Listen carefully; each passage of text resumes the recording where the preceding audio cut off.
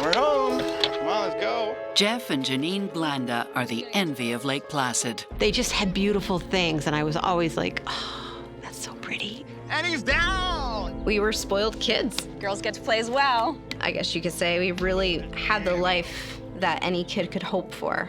I think it's gonna rain. But when dark temptations take hold, What are you gonna do, Janine? You gonna leave?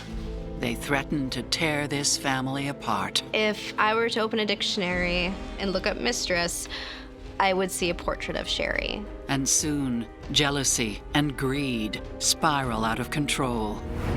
He knows exactly where you're going, who you're going to talk to. Love may be blind and marriage bliss, but divorce is murder.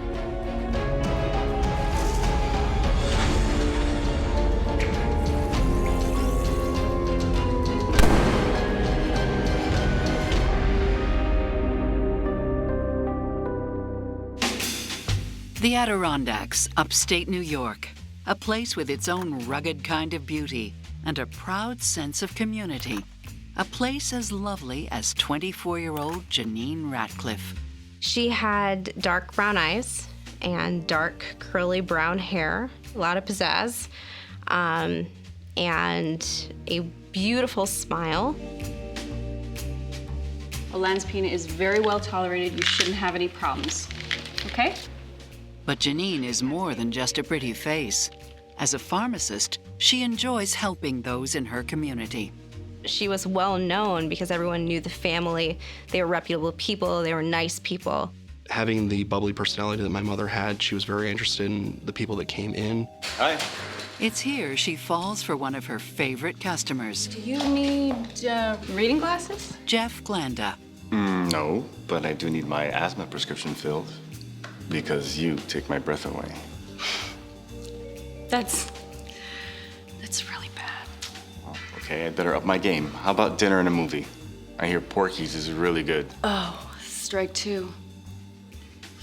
You know what? Take me to see The Thing, and we have a deal. I think I'm in love. He would see this smile and it drew him in, and he could get her laughing. He was attractive, dark and handsome. He wore nice suits. He definitely would have fit her bill. Okay, that was not for me. Wasn't for me either. The 31-year-old recently divorced court stenographer is quite the catch. I'm gonna have nightmares for a week. And Janine can't resist his charm. It could get lonely out there in the middle of the night. If you ever need some company, I'm available. I think what my mother saw in him was that he had this level of charisma, this level of confidence. As far as their romance, they did things together. She did confide in me one time that he was very good in bed. I know she loved him.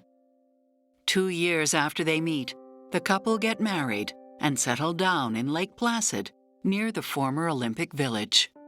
It was ideal. That was a place for her. When they moved to Lake Placid, it was kind of like they were riding a high. All right. After 8 years of marriage, Jeff and Janine have 2 young kids, Tyler and Jordan, who enjoy their parents' lavish lifestyle. Yeah. Hey, needs a drink. Come on, let's go. I think the first time I saw their house, I was like, oh my God, this is amazing. It was like, to me, it was huge. I was just like in awe of what they had. He drove a Mercedes, she drove an SUV. They just had beautiful things, and I was always like, oh, that's so pretty, Little jealousy. Okay, kid, fourth down. But their taste for the finer things in life doesn't take away from their main priority, spending time with family. We always pretended that, we were the New York Giants. And he's down. Those are the happy memories that we had. Girls get to play as well. There you go. Fourth down, sweetie. She was the ideal mom. She wanted to be involved in everything. She wanted to see us be successful. She always made sure to show her affection and her love for us. She wanted a nice home. She got that. She loved to travel. She liked to go on vacation. She wanted children. She thought this was going to be her lifelong dream. It's all part of the flamboyant Glanda lifestyle. As a court reporter, he was probably making somewhere right around $80,000 to $100,000 a year. But Jeff had very, very flashy, expensive tastes. My father loved to look good.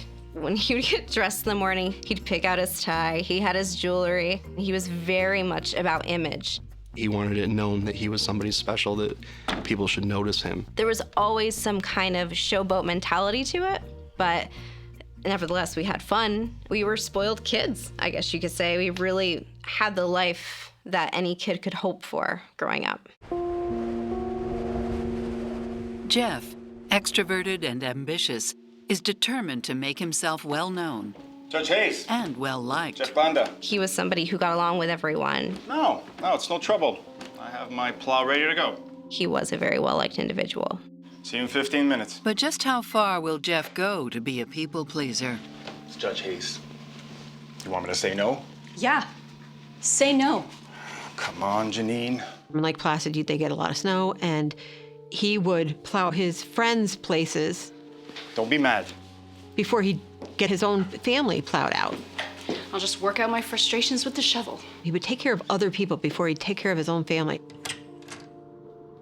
Career comes first, and the family last. He wasn't the dad that I think Janine had planned for him to be, that thought he would be. Sorry, kid.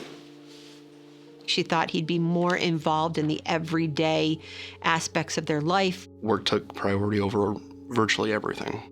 But Janine isn't the only one who harbors resentment. Jeff has his own gripes, too. There's lasagna in the freezer. You going out tonight? Again? I told you. He wanted to go somewhere that was okay with her, but if she wanted to go somewhere, that was a different story.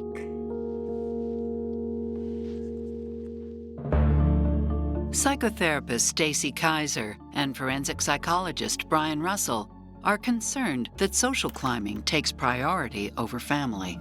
On the surface, a marriage like Jeff and Jannine's looks quite wonderful and that they have it all. But the fact that Jeff places such a huge importance on material things, on social climbing, on image, is actually really damaging for the relationship. If you're chasing after more material stuff and it is cutting into time with each other, time to invest in your marriage, time to invest in your parenting, then I really start to question, are your priorities in the right place?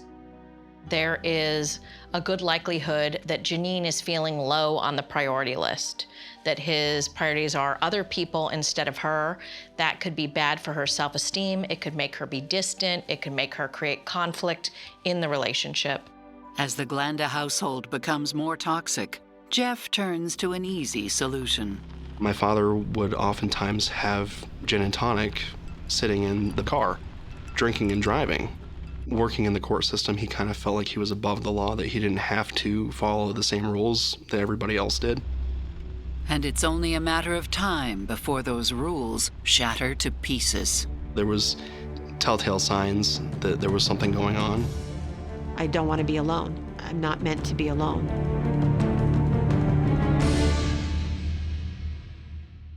Nine years into their marriage, Jeff and Jeannine Glanda seem to have created a perfect family life in the beautiful town of Lake Placid, New York. But what no one sees is the corrosive life they live behind closed doors.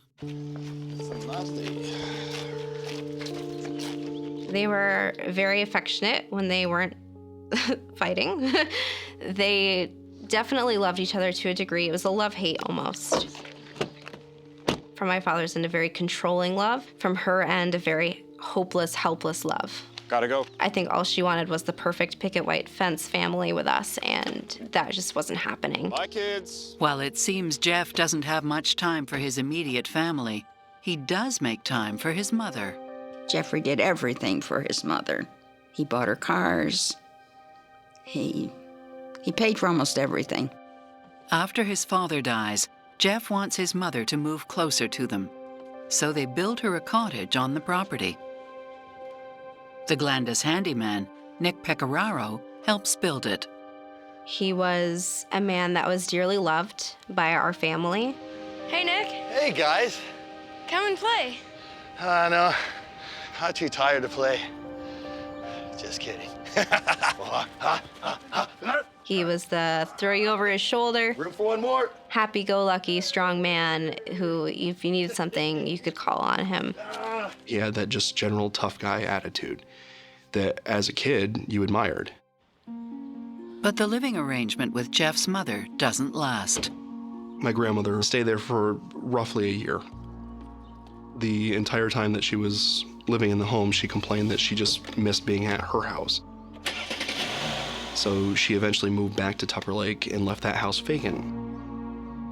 As the marriage enters its 10th year, Jeff's career is more demanding than ever. I'm almost done, and then you can look at the transcript. Dealing with a full plate of court transcripts, he hires some help. Sherry was Jeff's secretary. She typed up his dictations, and she was always around. She's around so much that Janine wonders if she was hired for more than just her expert typing skills. If I were to open a dictionary and go to the section of M and look up mistress, I would see a portrait of Sherry. You see the tall blonde with the slim body. That's who you idolize as the mistress, and that's who she was. I'm gonna need to stretch my legs. Trust me, those legs don't need stretching.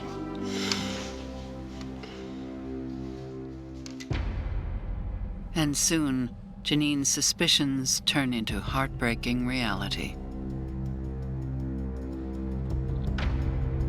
There were lipstick stains on the shirt, smell of perfume, hearing rumors of him driving around with somebody else. There were some people that would call and hang up, and she'd call the number back and it would go to an answering machine of a female. Telltale signs that there was something going on.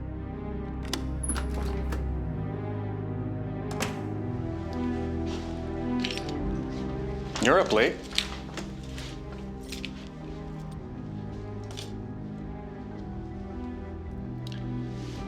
It's my secretary's, Janine. Just be straight with me, Jeff. You have a vivid imagination. Just tell me the truth so we can deal with it. I'm going to bed. Tell me the truth, or... Or what? What are you gonna do, Janine? You gonna leave? Good night. She would say to me, I don't think I could ever leave him. The only way I could ever leave him is if there were somebody else. I don't want to be alone. I'm not meant to be alone. When it came to marriage, my mother valued that very highly. So she was dead set that if she was going to marry somebody, that it was going to be a permanent thing. Sometimes relationships can overcome affairs if both partners are willing to work on things. The problem in this marriage is that Jeff isn't willing to work on things. We've already learned that Jeff is controlling, he's uncompromising, he wants things his way. So unless he wakes up one morning and decides he's not gonna be with this other woman, then Janine is left with two choices. Either put up with it or leave. I actually think at this point, Janine really has three choices. Get divorced and assume that they're not gonna be able to recover the marriage. The other is to really try hard to get Jeff to come back around, drop Sherry, try to rekindle their romance. And then there's a third possibility, which is choosing to stay married and sort of have an amicable coexistence. It's not a romantic coexistence, not a sexual coexistence, but it is a resignation to the fact that we're going to stay under the same roof so that our kids have both of us here. We're going to have some semblance of family life. A devastated Janine turns to friends for support, including an old teenage flame who's married too. My mom had a friend named Randy. Rough day? Rough week.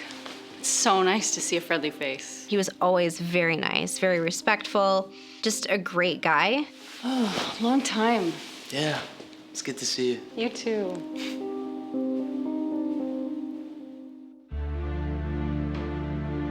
Finally, Janine gives Jeff an ultimatum. It's me or her, that's what it comes down to. I'm not gonna fire her, Janine.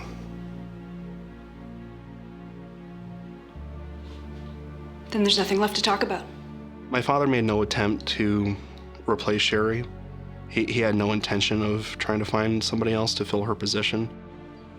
The couple agrees that Janine should move into the empty cottage, just 200 yards from the main house. Jeannine wanted the children to be close to their father. I was deeply depressed about it. I didn't view it as a negative thing. I mean, no kid wants their parents to be apart, but when you see your parents fighting constantly and you know it's not something that's working, then it's almost better to see them in their separate elements. As time goes by, the Glandas learn to deal with their new routine. But the separation doesn't seem to benefit anyone. He lived large, and even though he had a substantial income, it wasn't that substantial. Even so, they hire Nick to help out with upgrading both houses. They put in a new bathroom, they put in new kitchen cabinets. They did a lot of fixing up. Jeff even refurbishes the basement apartment and finds the perfect tenant. Hey, kids. There's some raspberry lemonade in the fridge. We slowly saw Sherry move in. She began to move her stuff downstairs, and at first it was like the live-in secretary, and then it became more apparent that there was more than just secretarial job duties that were on board for her stay. It's really nice to find you again. Yeah. And once again, Janine seeks comfort in the arms of her still married friend, Randy. They would meet, have dinner, a few drinks, and occasionally meet and presumably have sexual relations. I think it's gonna rain. Looks like it. I don't mind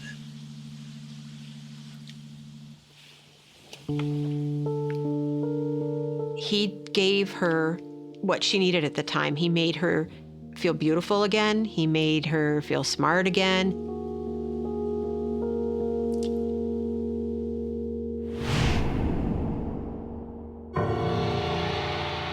Somehow, Jeff finds out. And to him, Janine's fling can't go unpunished.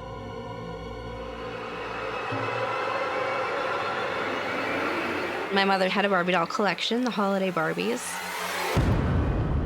And someone had deliberately gone in and they had cut through the boxes. And at that time, I know my father had a spare garage door opener, so he was the only other person that could have done that.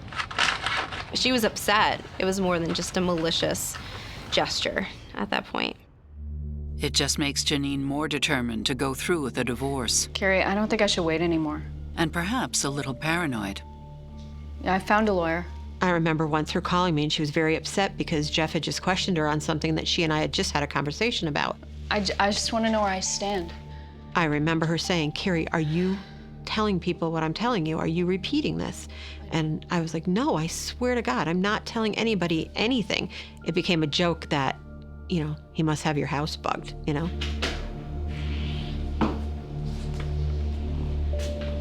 Not ever really thinking it was true.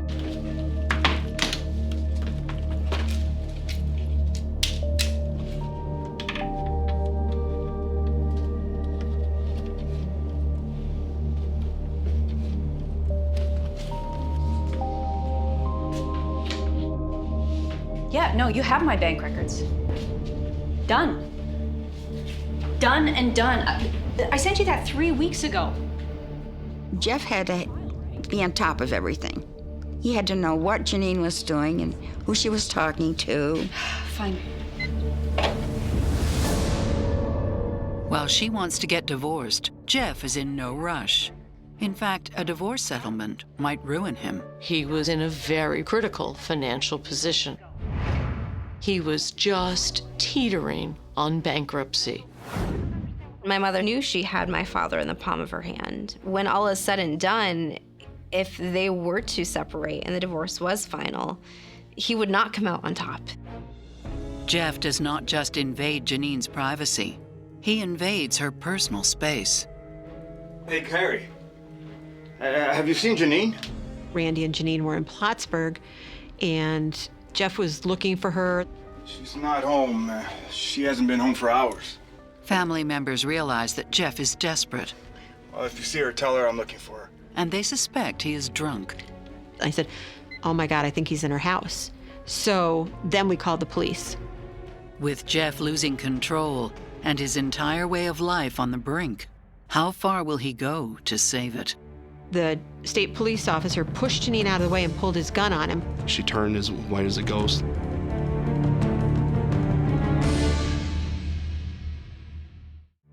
After Jeff Glanda refuses to end an affair with his secretary, his estranged wife, Janine, begins divorce proceedings and now finds an unwelcome guest in her new home.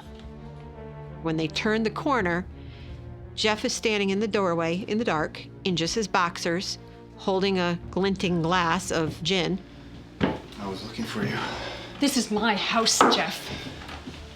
Well, I paid for it. I paid for you. The state police officer pushed Janine out of the way and pulled his gun on him. Don't tell me I can't see my own wife in my own house. I'm not your wife anymore. And I'll be gone soon enough. You can have your precious house. Janine noticed that over by the phone was a steak knife. I just want to hold you. I just want to spend one night. Just the two of us. I miss... Get the hell out! I miss us. I miss us so much. Stop pointing that thing at me.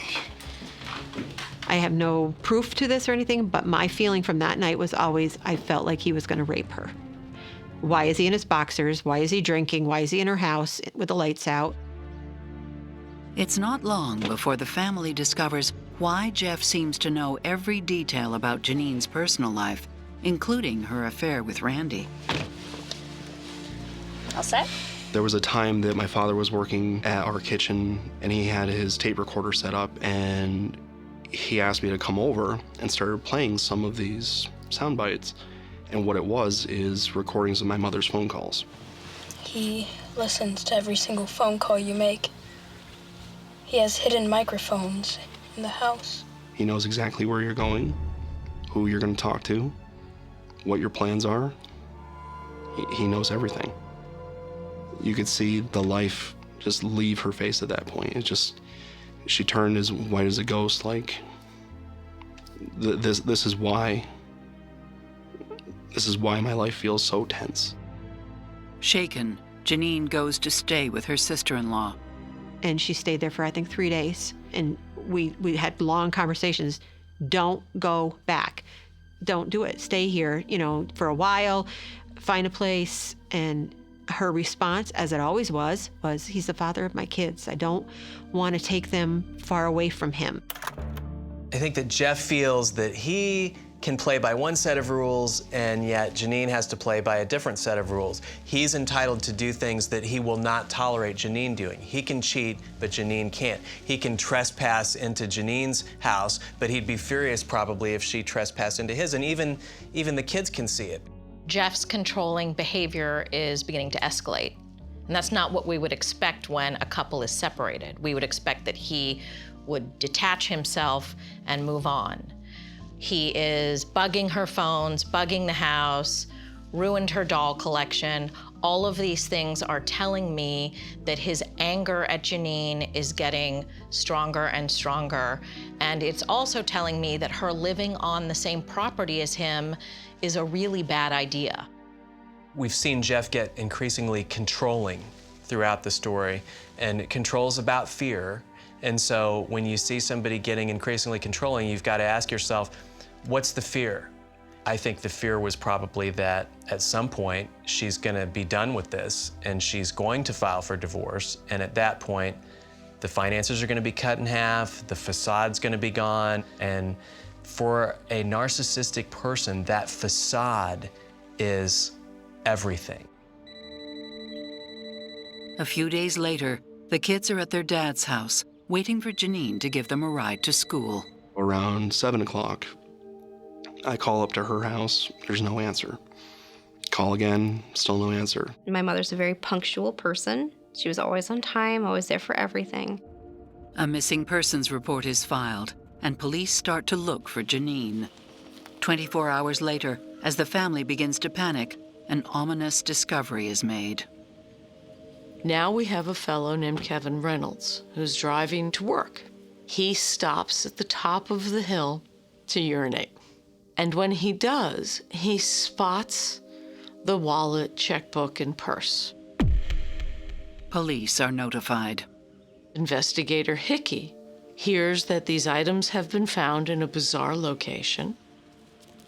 He sees tire tracks into the water, and he calls for the divers who go and immediately find the vehicle. My father had come home from the state trooper barracks, and he sat down in a chair between Jordan and I, and Sherry was at the end of the table. And he started crying, and he said, "Mommy's been in an accident, and she's in heaven now." It was just such a surreal feeling of I didn't know what to do.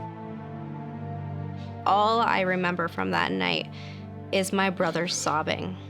And that's when it really hit me that this is life. This is what's changed. You know, Mom's gone.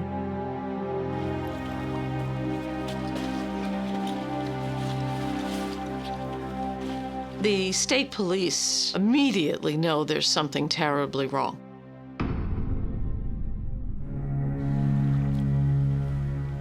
Janine is in the wrong position. She's not in the driver's seat strapped in. She's not properly dressed. She was in her nightgown, which was an indicator that something isn't right here. And the state of the car itself is a giveaway. Car was in neutral.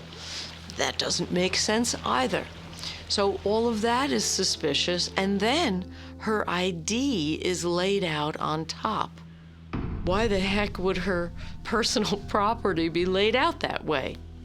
Although the autopsy points to drowning as a likely cause of death, it also suggests Janine may have been unconscious before reaching the lake. During the autopsy, the medical examiner had noticed certain marks, red marks in and around Janine's neck. Those were stun gun marks. Beyond that, there's little to go on. State police, of course, go to her last known address. She wasn't shot or stabbed. There's no blood. There's no evidence. With all signs pointing to murder, the family's grief turns to despair. My father was legitimately upset about what had happened. He expressed that he was just completely lost, that he had really lost somebody that he had genuinely cared about. Despite the acrimony between the pair and Jeff's threatening behavior, his sorrow seems genuine. Jeff said he certainly knew nothing about any homicide, I was with my girlfriend. hadn't seen his ex-wife, and that he was with his girlfriend, Sherry. We were sitting around having a beer. Jeff's alibi checks out, so investigators ask him to make a list of everyone who had visited the house in the past year. And there's one name that is conspicuous by its absence. The real break in the case was Nick. The state police were watching Nick, and they were trying to put a little bit of pressure on him to let them know that they were looking at him.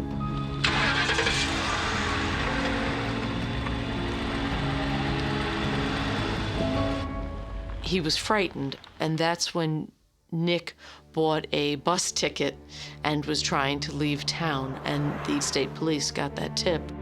A tip that will lead to an astonishing confession. Is he coming to talk to him, or is he coming to kill him?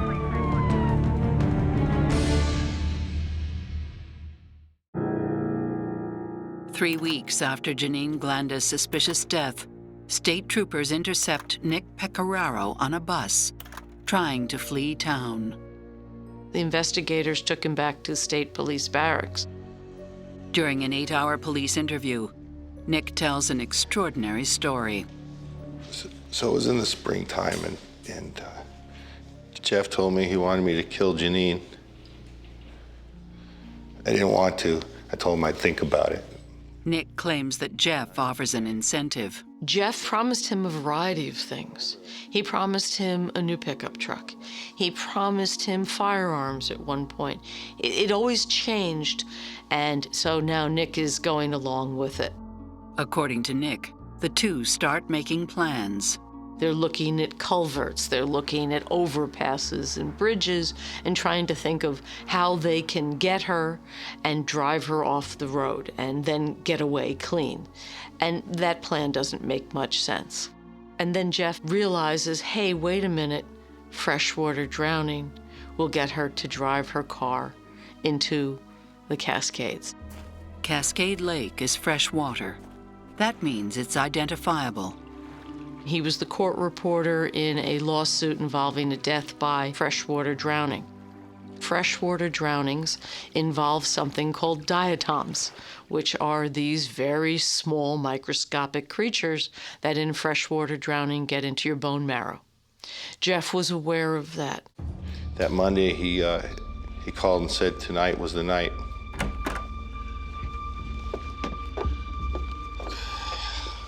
Jeff knew that Janine had plans that night with her sister, leaving the coast clear for their preparations. You really need to do this? Yeah. Haven't you heard of DNA? I think so. Well, now you have. That man was hairy, and Jeff didn't want any physical evidence left at the scene. Jeff was very aware of the concept of forensic evidence from his work as a court reporter. He told me to go through the yard and into Jannine's house and hide. Janine had gone home. She had gone into her bedroom, put on a nightgown.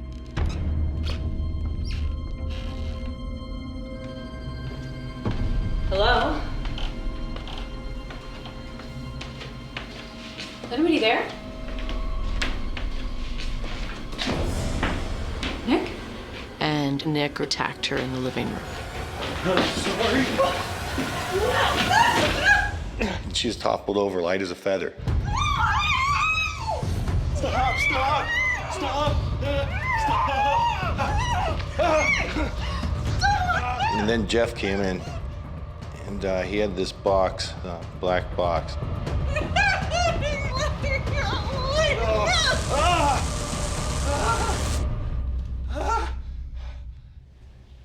I think she was unconscious after that. What happens next makes police think this case could have had a very different outcome. Get on top of her. I looked at him and he pulled his shirt.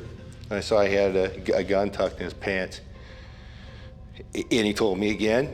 Get on top of her. No! Nick wasn't that type of guy. I wouldn't do something like that. The speculation was that if Nick had proceeded to try and have intercourse with Janine, that Jeff would have shot him and then said he came across Nick attacking her and shot him in the course of a burglary, robbery, rape. So Jeff sticks to the original plan. Go get the water. Hurry up. His idea was to make it look like she had drowned in water from the lake. Very brutal.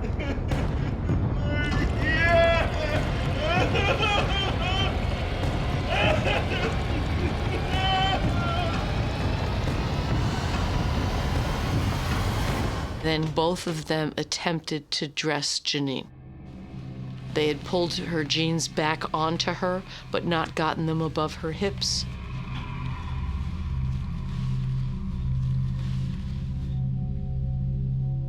The plan is for me to be in the car in the passenger seat with Janine when the car went into the water. More realistic that way, Jeff said, that the transmission could be in drive, and then I could swim out.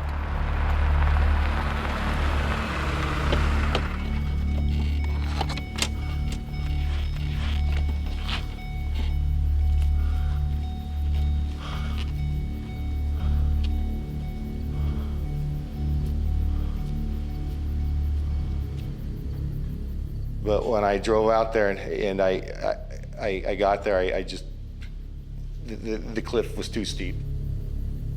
It's a 60-foot drop down to the water.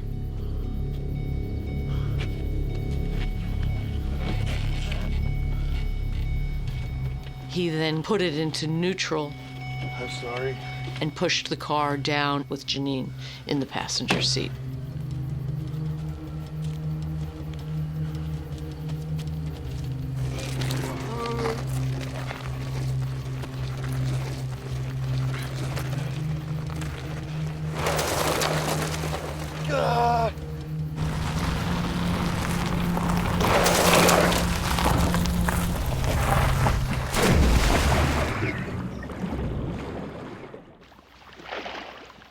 I just watched the car sink into the lake.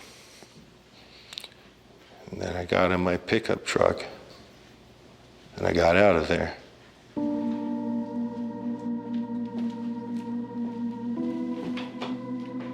Meanwhile, Jeff is cleaning up the floor because there's water everywhere. Then he took her purse with her checkbook and wallet and laid them out on the bluff area, the bank. Nick doesn't seem smart enough to me to really make a complex plot to frame Jeff. Nick sounds to me like a scared guy at this point, and it really seems like law enforcement played that perfectly to their advantage. Most of the time, law enforcement obviously wants to follow people in secret, so they don't know they're being followed, so they'll do things in front of law enforcement that they normally wouldn't do. In this case, they actually make it known to Nick that he's being followed and that he's under suspicion, expecting that at some point he'll crack. When I look at how Jeff did such a great job at manipulating Nick, it tells me what I was suspecting about him all along, which is that he is a narcissist and a sociopath. One gift that they have, if you want to call it a gift, is ability to draw people in, manipulate them, and convince them. And so Nick really didn't have a chance in my mind. He didn't seem to be highly sophisticated. He was going to get something out of this in his mind that he really needed, which was some money and a new car. And Jeff was able to manipulate him completely and fully. 1 month after the murder, with Jeff firmly in their sights, police set a trap. They took Nick and they brought him to a payphone. Jeff, is that you? We need to meet. I'm scared. I can't wait much longer. Jeff said he would come meet him. And then the question in the state police mind was, is he coming to talk to him or is he coming to kill him?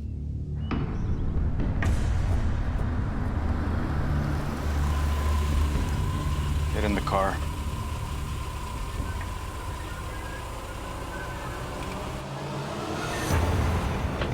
Damn it, Nick!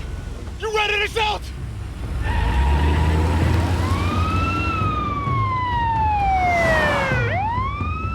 A high-speed pursuit ensued.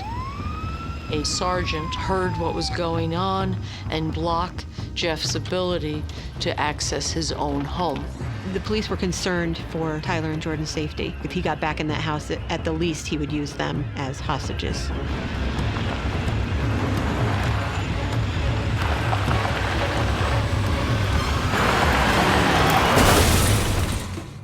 That sergeant was injured and Jeff was taken into custody at the scene.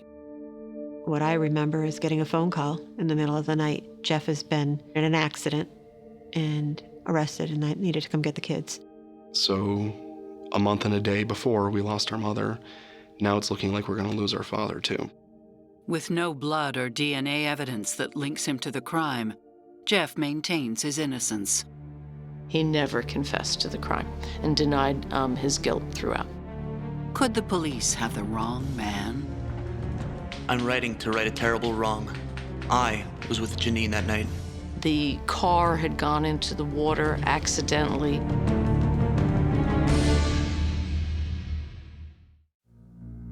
Jeff Glanda is behind bars after Nick Pecoraro confesses to helping him kill his wife, Janine.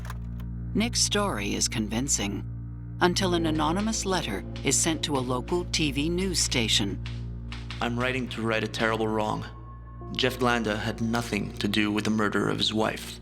In that letter, Jannine's boyfriend had been with Jeannine that night, and that the car had gone into the water accidentally after they had had a tryst in the parking area around Cascade Lake. The car shifted into neutral on its own. I escaped, but I couldn't get Janine out of the car. We were having an affair. I stayed silent because I didn't want to destroy my family. Could Nick's entire story be a lie? Has Jeff Glanda been framed? Get in the car. Jeff's own family clears up the mystery. He had a sister who lived out of state, and he contacted her from the jail. And he gave her instructions to go to a local store and pay cash, and then burn the receipt, and buy a typewriter. She was supposed to mail the letter to the district attorney's office and to the local TV station. She felt guilty, and she then contacted law enforcement and confessed to what she had done. Jeff's one of the most violent and dangerous human beings I've ever prosecuted, and he's also intelligent and manipulative. He's a very, very dangerous man. Nick's testimony reveals the full extent of Jeff's manipulation. So? I slept on it, just like you said, boss. And? Look, I'm not the right guy. You're the man for the job, Nick. It's safe, it's easy, it's quick. You know, at the courthouse, I get to meet a lot of judges, a lot of cops. Yeah, I know. Those judges, they can make my life really easy. But they can also make things really hard for you. I know about your priors, Nick. Nick had a very, very minor brush or two with the law. And basically what he did was he recruited Nick by saying he was going to throw him in jail. Nick is so unsophisticated, poorly educated, and not terribly intelligent that this was terrifying. In fact, Nick wasn't Jeff's first choice of accomplice. Donnie was a very interesting guy. Donnie had come forward to the police and explained to them that prior to the murder, Jeff had approached him and said, I want to make it look like a burglary robbery. I want you to break into her place, steal whatever you want, tear up the place, and kill her. Donnie said that he had basically told Jeff, go kill your own wife. I'm not going to help you. Get out. As more witnesses come forward, police expose a sordid history of sexual violence. When he was in his early 20s and beyond, he had been involved in sexual assaults during alcohol-fueled parties. Police discover that Jeff had motive as well as opportunity. A few weeks before the homicide, Jeff obtained $50,000 worth of life insurance with double indemnity for a single car accident, which would have brought it up to $100,000. It's a lot of money. It would have helped him tremendously with his financial distress. I believe Jeff killed Janine because agreed. He did not want any of his money going to her. He didn't want his retirement, nothing, to go to her. It also explains why Jannine's ID documents were lying by the side of the road. He needs that life insurance money. He needs her dead, and he needs her found. Police find evidence that confirms Nick's story. His clothing was recovered. The stun gun, the marks on her neck. Jeff Glanda is convicted of first-degree murder and sentenced to life without the possibility of parole. After pleading guilty to second-degree murder, Nick Pecoraro is sentenced to 20 years to life. Nick's demeanor was really sweet and remorseful. He felt terrible about Jannine's death. However, he did participate, and he participated willingly, which is why he was in fact guilty. While I don't think that Nick is a highly sophisticated or intelligent person, He does appear to know the difference between right and wrong. And so to that end, I hold him completely responsible for his behavior. He knew what he was doing. He knew that it was wrong. He just wanted the benefits of what he was going to get for doing it. Jeff seems to me like a guy who thought, as many sociopaths do, that he was smarter than everybody else, that he could pull off the perfect murder. He researched it enough to know about getting water from the lake in advance and trying to pour it into Jannine's lungs so that they would find indicators there that she had died of drowning because of the water. The good thing about narcissists who commit crimes is they overestimate how smart they are when it comes to pulling off crimes. Narcissistic sociopaths don't actually love people. They get into relationships that give them some sort of a gain. And no, I don't think he truly loved her ever. I think Jeannine loved Jeff too long. She continued to love him even after he had shown in multiple ways what he was, who he was. And by the time she really saw it and really decided that she needed to get herself extricated from him, it was too late. The selfishness of my father's acts will forever impact the remainder of my life, but he is my only father. I can't change that. I can't change the way that I feel about him. To this day, I will tell anyone I unconditionally love my father. They will say he's a monster. They will say he's an awful human being, but he is my father, and he is the only father I will ever have. Jannine's absence is still felt every day. The people that mattered and the people that knew her, she was it. She had it all. She was a beautiful person. The hardest part, though, is that her kids grew up without her. She's a grandmother now. I can't imagine. You know, I hate that all that was taken away from her.